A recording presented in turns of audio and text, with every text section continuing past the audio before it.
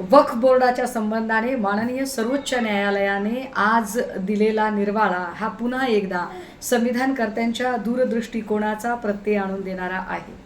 संविधानकर्त्यांनी इथल्या छोट्या आणि दुर्बल घटकांना मुख्य प्रवाहात आणण्यासाठी संविधान सर्वतोपरी प्रयत्नशील असेल असे म्हटले होते आणि त्याचाच आधार घेत आज जेव्हा वक्फ बोर्डाच्या वतीने जो युक्तिवाद केला गेला त्या युक्तिवादामध्ये कलम 25 आणि कलम 26 याचा विशेष उल्लेख केला गेला. ज्या कलम 25 आणि 26 मध्ये प्रत्येक व्यक्तीला आपले धार्मिक स्वातंत्र्य अबाधित ठेवण्याचा आणि आपल्या धार्मिक प्रचार प्रसाराशी संबंधित असणाऱ्या संस्था आणि त्यांचे व्यवस्थापन स्वतंत्रपणे चालवण्याचा अधिकार असेल, यावर चर्चा करत हा संदर्भ देत हा निकाल आला.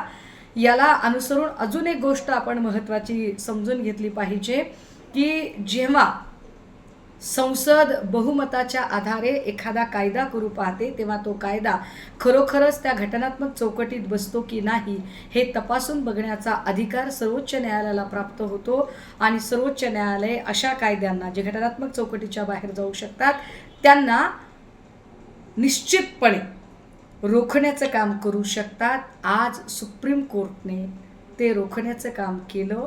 एका अर्थाने भारतीय जनता पार्टीचा जो एक ॲटिट्यूड आहे की आमच्याकडे बहुमत आहे तर आम्ही काहीही करू शकतो, या ॲटिट्यूडला धक्का देण्याचं काम किंबहुना या देशातली संसदीय लोकशाही पद्धत ज्याच्यामध्ये कायदेमंडळ, कार्यकारी मंडळ, न्यायमंडळ हे एकमेकांना सत्ता संतुलित करत राहतील हे तत्व पुन्हा एकदा प्रस्थापित झाले आहे. लोकशाही मराठी ऐका, पहा, जागरूक रहा.